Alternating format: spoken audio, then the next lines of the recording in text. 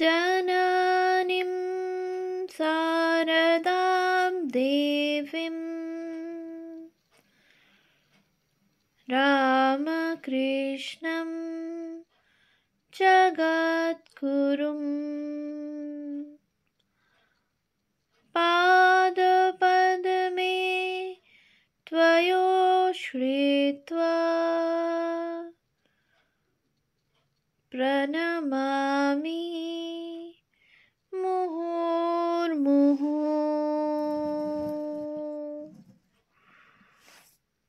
পূজনীয় স্বামী লোকেশ্বরানন্দজি মহারাজের সম্পাদনায় রচিত শতরূপে সারদা গ্রন্থ থেকে পাঠ। পৃষ্ঠা সংখ্যা 397। শ্রী রূপিণী, রামানন্দ বন্দ্যোপাধ্যায়। শ্রী ও সারদা একই অঙ্গে একটি যুগল রূপের অপূর্ব চিত্রপট। আসলে শ্রী ও সারদা অভিন্না, অথবা বলা যায় শ্রী সারদারই আর এক রূপ, অর্থাৎ শ্রী সারদার কোনো সম্মান বিশেষণ নয়। আভিধানিক পরিক্রমায় শ্রীকে নানান রূপে নানানভাবে পাচ্ছি, শোভা, লাবণ্য, সিদ্ধি, ঐশ্বর্য, অভ্যুদয় প্রভৃতি। বেদে শ্রী সৌন্দর্য, পৌরাণিক ঐতিহ্যে শ্রী নারায়ণী লক্ষ্মী, কমলা ঐশ্বর্যের অধিষ্ঠাত্রী দেবী। শ্রী রামকৃষ্ণের অন্যতম ত্যাগী সন্তান স্বামী বিজ্ঞানানন্দের দৃষ্টিতে শ্রী রামকৃষ্ণ ছিলেন নারায়ণ, সারদা লক্ষ্মী। উৎস সৎপ্রসঙ্গে স্বামী বিজ্ঞানানন্দ, সংকলন স্বামী অপূর্বানন্দ, শ্রী রামকৃষ্ণ মঠ, এলাহাবাদ, 1360, পৃষ্ঠা 151। সারদার লক্ষ্মীরূপ তাঁর লীলা সহচরীদের কাছেও প্রতিভাত হয়েছে। তার অন্যতমা লীলা পার্ষদ গৌরীমা যে শুধু তা উপলব্ধি করেছেন তাই নয়, অনেক সময় তা মুক্ত কণ্ঠে ঘোষণাও করেছেন। কামারপুকুরে জনৈক বৃদ্ধ সাধুকে শ্রী মায়ের স্বরূপের প্রতি ইঙ্গিত করে তিনি বলেছিলেন, ইনি মা কমলা, এর হাতের প্রসাদ পাওয়া মহাভাগ্যের কথা। উৎস সারদা রামকৃষ্ণ দুর্গাপুরী দেবী, শ্রী শ্রী শারদেশ্বরী আশ্রম, কলিকাতা, 1368, পৃষ্ঠা 175। একবার শ্রী রামকৃষ্ণের শরীর থাকাকালীন জনৈকার বিরূপ মন্তব্যে সারদা গায়ের সব অলঙ্কার খুলে ফেলেন। তখন গৌরদাসী তাঁকে বলেন, তুমি বৈকুণ্ঠের লক্ষ্মী, তোমায় কি এমন বেশ ধরতে আছে?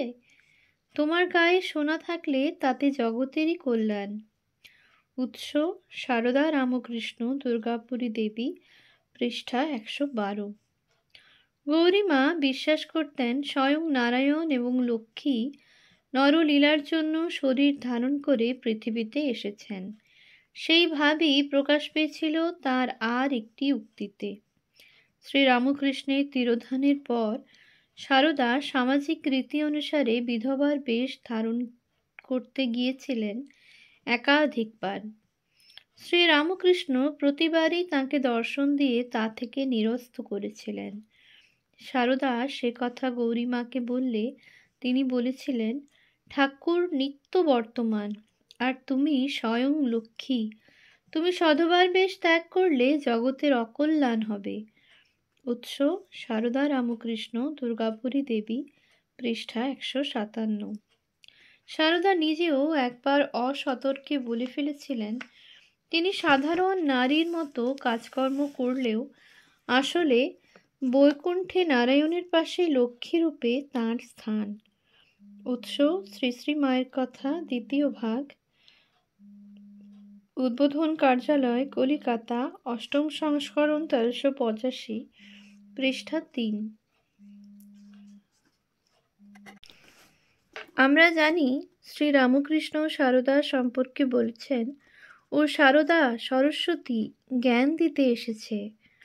উৎস শ্রীমা সারদা দেবী, স্বামী গম্ভীরানন্দ, উদ্বোধন কার্যালয়, কলিকাতা, 6ষ্ঠ সংস্করণ, 1384, পৃষ্ঠা 127। কিন্তু যা বলা হয়নি সারদার সেই নিত্যসঙ্গী রূপটি। শ্রী অর্থাৎ সারদা হলেন শ্রী ও সারদার যুগল মূর্তি। শ্রীরূপিণী সারদা সর্বক্ষণ আমাদের বিশৃঙ্খলা থেকে ছন্দের গতিপথে, বিষমা থেকে সুষমার চর্চায়, অসুন্দর থেকে সুন্দরের মননে, অন্ধকার থেকে আলোয় উত্তরণের নিত্য প্রেরণা। সারদার প্রতিটি কাজ ও আচরণের মধ্যে প্রতি মুহূর্তে জ্ঞানদায়িনীর সঙ্গে শ্রীরূপিণীর মিলিত রূপের প্রকাশ দেখি আমরা।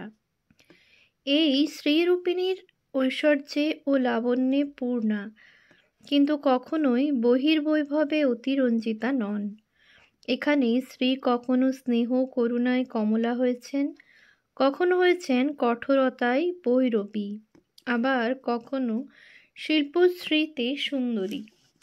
নিত্য জীবনের যাত্রাপথে সর্বক্ষণ যে চেতনা পূর্ণতার জীবন গড়ে, এই রূপশ্রী সেই ঐশ্বর্য সুষমারই নিষ্কম্প দীপশিখা। শ্রীরামকৃষ্ণ একদিন কিছু পাট এনে সারদাকে বললেন, ওইগুলি দিয়ে আমাকে শিকে পাকিয়ে দাও, আমি সন্দেশ রাখবো, লুচি রাখবো ছেলেদের জন্য।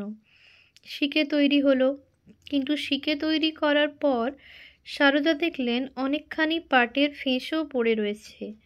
সেগুলি ফেলে দিলেন না সারদা, সেগুলি দিয়ে বালিশ তৈরি করলেন তিনি, আর তা ব্যবহার করলেন স্বয়ং। উৎস শ্রী শ্রী মায়ের কথা, প্রথম ভাগ, দ্বাদশ সংস্করণ, 1387, পৃষ্ঠা 107। এর মধ্যেই নিহিত আছে কারুশিল্পের একটি গুরুত্বপূর্ণ ইঙ্গিত ও প্রেরণা। কারুশিল্প অন্যতম আদি লোকশিল্প। এই কারুশিল্পের মধ্যেই ভারতের শিল্প আত্মার পরিচয় ও বেঁচে থাকা। আজ কারুশিল্পের যে ভাবনা, যে উদ্যম, যে আয়োজন দেশ জুড়ে হচ্ছে, তুচ্ছ ফেলে দেওয়া পাটের ফেঁসর শিল্পসম্মত সুন্দর ব্যবহারের মধ্যেই সে ভাবনার সত্য সমাধান। বাস্তবিক এই দেশের মাটিতে কারুশিল্পের জন্ম কেবলই প্রয়োজনে নয়, তার সৃষ্টির মূলে একটি রুচিসম্মত সুন্দর মন ও কাজ করেছে। রুচি সুন্দর মন আর প্রয়োজন, এই দুইয়ের সম্মিলনের অনবদ্যতায় ছড়িয়ে আছে সারা দেশের শিল্প সম্ভারে। আমাদের দেশে কারুশিল্প কিংবা চারুশিল্পের মধ্যে গুণগত ঐশ্বর্যের কোনো সীমারেখা টেনে দেওয়া হয়নি। কারুশিল্পে এমন ভাবনা কখনোই আসেনি যা কেবলই ব্যবহারের পর শেষ হয়ে যায়। নিরন্তর ভাবা হয়েছে প্রয়োজন সাধনের সঙ্গে সঙ্গে তার রুচি ও সৌন্দর্যের সঙ্গে সংযুক্ত ও দৃষ্টিনন্দন মহিমায় উত্তীর্ণ হলো কিনা। স্বামীজি সেই সত্যের কথাই আমাদের মনে করিয়ে বলেছেন, ওরে, আমাদের আর্টও যে ধর্মের একটা অঙ্গ। যে মেয়ে ভালো আলপনা দিতে পারে তার কত আদর। উৎস স্বামীজির বাণী ও রচনা, নবম খণ্ড, উদ্বোধন কার্যালয়, কলিকাতা, চতুর্থ সংস্করণ, 1384, পৃষ্ঠা 406। পরম যত্নে নিজের হাতে সারদা তৈরি করেছেন একটি পশমের ছোট পাখা। নিবেদিতার হাতে পাখাটি দিয়ে সারদা বলছেন, আমি এখানে তোমার জন্য করেছি। পাখাটি নিয়ে আনন্দ বিহ্বল নিবেদিতা একবার মাথায় রাখেন, একবার বুকে ঠেকান, আর বলেন, কি সুন্দর, কি চমৎকার। সারদা নিবেদিতার সেই ভাব দেখে বলছেন, কি একটা সামান্য জিনিস পেয়ে ওর আহ্লাদ দেখেছ। উৎস শ্রী শ্রী মায়ের কথা, দ্বিতীয় ভাগ, পৃষ্ঠা 277। সামান্য জিনিস হলেও নিবেদিতার কাছে পাখাটি একটি অমূল্য রত্ন, কারণ ওটি শ্রী মায়ের আশীর্বাদ ও আর ভালোবাসার স্মারক। মায়ের হাতের স্পর্শ ওর মধ্যে ছড়িয়ে রয়েছে, কিন্তু ওই যে বলছেন কি সুন্দর, কি চমৎকার, ওটি হচ্ছে সারদার তৈরি পাখাটির কারুকার্যের চমৎকারিত্ব, সুষমা পরিপাটিত্ব এবং সর্বোপরি তার পেছনে সারদার যত্নশ্রীর সপ্রশংস উচ্ছ্বসিত স্বীকৃতি। নিবেদিতার গভীর শিল্পবোধ ও পরিশীলিত শিল্পদৃষ্টির কথা আমাদের জানা। একটি ভক্ত মেয়ে কার্পেটের তৈরি বালগোপালের ছবি সারদাকে দিয়েছে। দেখে সারদা বলছেন, আহা, বেশ হয়েছে, কি সুন্দর মুখের ভাব। এখানে লক্ষণীয় শিল্পীর ফুটিয়ে তোলা সুন্দর মুখের ভাব, এর উপর সারদার দৃষ্টি নিবদ্ধ। আমাদের ভারত শিল্পের বৈশিষ্ট্য হলো বাহ্যিক রূপ নয়, অন্তরের ঐশ্বর্যের অনুধ্যান এবং তার আদর্শায়িত অভিব্যক্তি। এই প্রসঙ্গে উল্লেখ করা যেতে পারে যে এই কারণে গ্রিক প্রভাবিত গান্ধার শিল্পের সঙ্গে সনাতন ভারত শিল্পের ভাবপ্রকাশের মূলগত তফাৎ ঘটেছিল।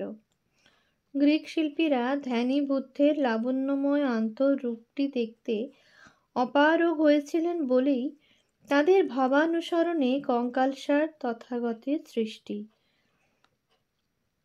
যে পরম লাভের জন্য সিদ্ধার্থ শরীর পাত করলেন, ভারত শিল্পীরা তার প্রকৃত রূপটি অনুভব করতে পেরেছিলেন। তাই যথার্থ বুদ্ধমূর্তি আমরা পেয়েছি। স্বামীজি তার এক শিল্পী বন্ধুকে বলেছিলেন, গ্রিকরা কখনোই যিশুর অন্তর্জীবনের রহস্য অনুধাবন করেনি। তা যদি করত তাহলে কখনোই তাকে অমন পেশিযুক্ত করে দেখাতে পারত না। উচ্চ আধ্যাত্মিক ভাবসম্পন্ন মানুষের শরীর কখনোই বেসল হয় না। এক্ষেত্রে বুদ্ধমূর্তির বিশেষ প্রশংসা করতে হয়। কোনো জাতির শিল্প পরীক্ষা করলেই তার আধ্যাত্মিক প্রকৃতির পরিচয় পাওয়া যায়। উৎস: বিবেকানন্দ ও সমকালীন ভারতবর্ষ, পঞ্চম খণ্ড, শঙ্করীপ্রসাদ বসু, মন্ডল বুক হাউস, কলিকাতা, 1388, পৃষ্ঠা 104। এই ভাবনার প্রবাহই সারা দেশের শিল্প সংস্কৃতির গভীরে প্রবাহিত, আর তার প্রকাশ হয়েছে সারদার দৃষ্টিতেও। ছবিতে গোপালের দেহগত সৌকর্য নয়, মুখের ভাবটি তাকে আকর্ষণ করেছে। তাই উপস্থিত সকলকে সোল্লাসে তিনি ছবিটি দেখাতে লাগলেন, কেমন করেছে দেখো, আর বারবার বলছেন, বেশ হয়েছে না? সকলে তাতে সায় দিলেন। গোলাপ মা এলে তাকেও ছবিটি দেখিয়ে বললেন, কেমন সুন্দর হয়েছে দেখো। মেয়েটিকে দেখিয়ে বললেন, এই বৌমা করেছে।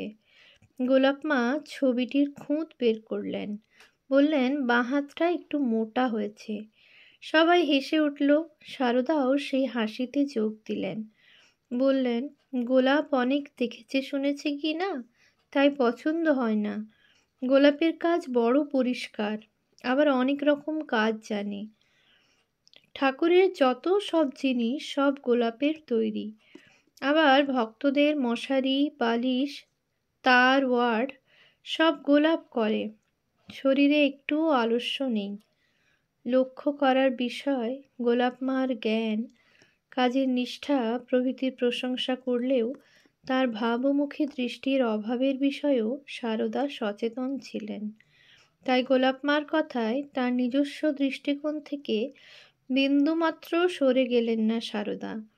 ছবিতে প্রকাশিত ভাবটির প্রতি দৃষ্টি আকর্ষণ করার এবং তা চেনাবার জন্য এরপরে যোগেন মা এলে সারদা একই ছবি তাকেও দেখিয়ে বললেন, কেমন করেছে দেখো, কি সুন্দর মুখের ভাব। যোগেন মা বললেন, বেশ তো করেছে, বড় চমৎকার হয়েছে তো। সারদা বললেন, গোলাপ বলেছে বাঁ হাতটা মোটা হয়েছে। যোগেন মা বললেন, ওর কথা ছেড়ে দাও। উৎস: শ্রী শ্রী মায়ের কথা, দ্বিতীয় ভাগ, পৃষ্ঠা 273-74। এখানে যোগেন মা সারদার ভাবনার অংশীদার। সারদার এই যথার্থ শিল্পদৃষ্টির প্রসঙ্গে স্বামী বিবেকানন্দের একটি কথা মনে পড়ে। মানুষ যে জিনিসটি তৈরি করে তাতে কোনো একটা ভাব, আইডিয়া এক্সপ্রেস করার নামই আর্ট। যাতে আইডিয়ার এক্সপ্রেশন নেই, রং বেরঙের চাকচিক্য পরিপাটি থাকলেও তাকে প্রকৃত আর্ট বলা যায় না। উৎস: বাণী ও রচনা, নবম খণ্ড, পৃষ্ঠা 187। ছবিটিতে বালগোপালের মুখে যে সুন্দর ভাব ফুটেছে তা সারদাকে প্রকৃত বালগোপালের রূপটিকে মনে করিয়ে দিয়েছিল। তাই ছবিটির কোনো ত্রুটি তার চোখে বড় হয়ে দাঁড়ায়নি। ওম শান্তি শান্তি শান্তি। হরিঃ ওম তৎসৎ। শ্রীরামকৃষ্ণার্পণমস্তু।